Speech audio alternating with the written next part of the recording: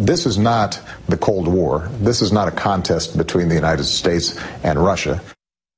Joining me now, political activist and former world chess champion Garry Kasparov. Garry, thank you very much for joining us tonight. Thanks for inviting me. So you have learned the Putin way of doing business the hard way, by actually living in Russia, dealing with it on a daily basis. I'm among millions of other Russians.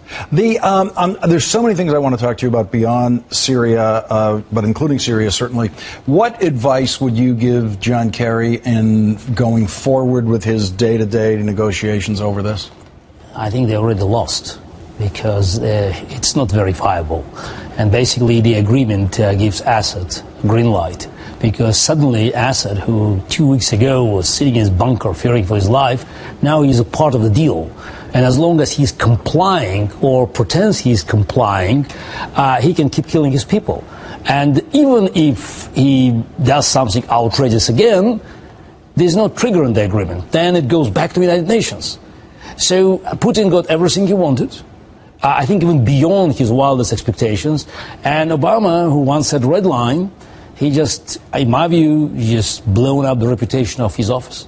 Well, the President and the Secretary of State, their stated mission from the outset was to stop this use of chemical weapons by Assad. They seem to have stopped the use of chemical weapons, and the process they're engaged in is to prevent them from using it. No, wait.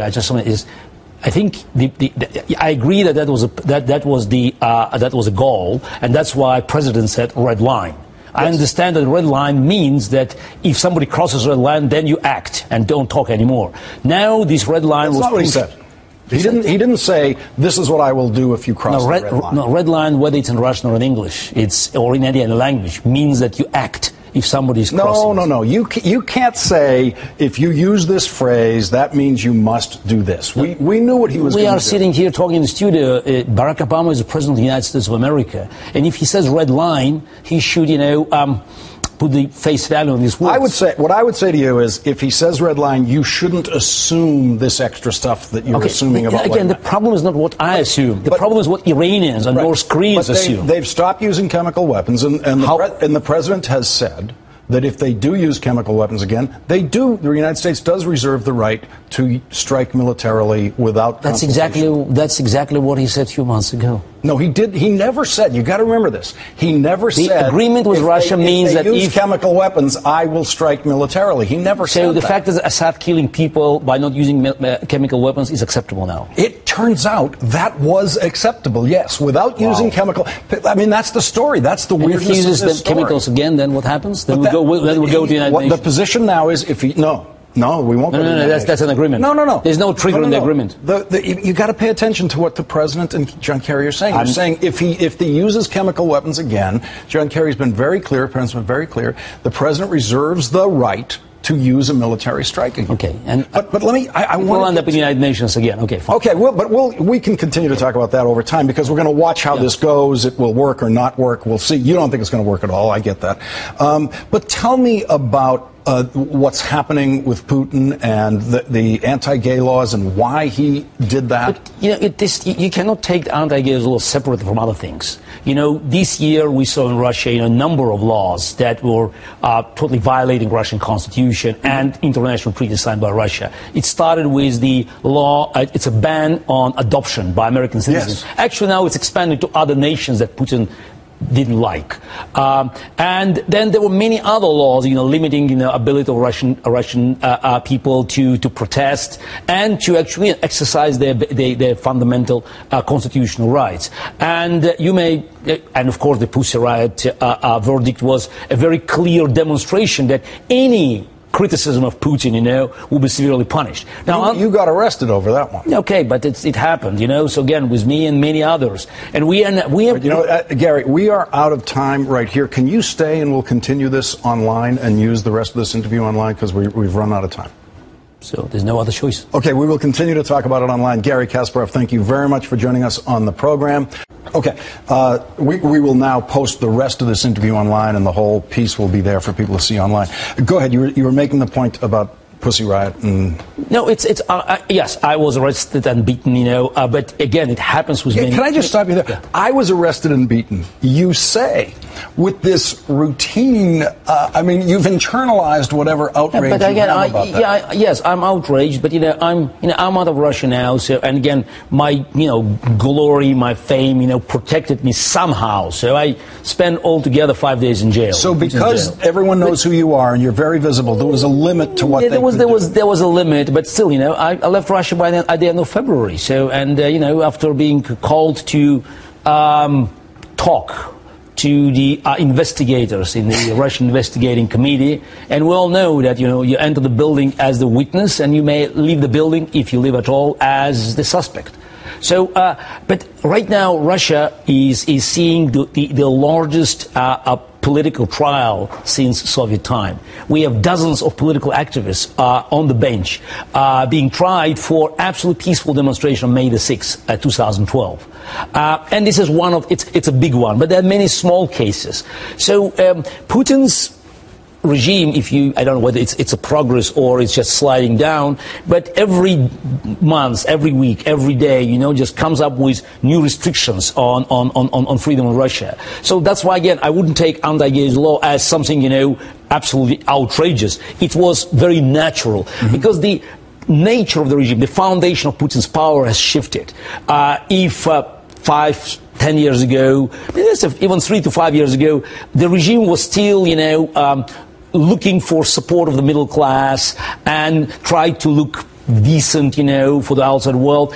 After the massive demonstrations 2011, early 2012, Putin just dropped these illusions. He doesn't care anymore about the middle class. He knows Moscow hates him. He knows that the young people are not voting for him. Just look at the statistics of the last mayoral elections in Moscow.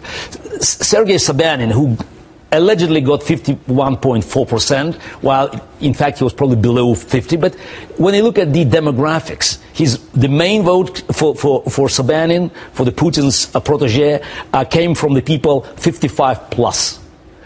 Up to 35, I think Sobyanin got less than 10% vote. So it's a generational shift. And also, growing middle class needs political freedom. So Putin wants to please his power base. That's why it comes back with anti-American, American bashing, all these laws, He needs enemies. That's what every dictator needs. Can I ask you about the Olympics? When you saw that Russia was chosen as the site for the Olympics, did you anticipate, oh boy, there's going to be a problem here? First of all, I anticipated there would be a lot of money stolen, because that's yes, that's the first thing. Anything that happens in Putin Russia, I mean, you have to look through the prism of Putin's buddies getting richer. So officially, Russia spent already $50 billion. That's Putin's numbers, and I think probably it's more on the Olympics, which is more, I think it's 7-8 billions more than Beijing for Summer Olympics.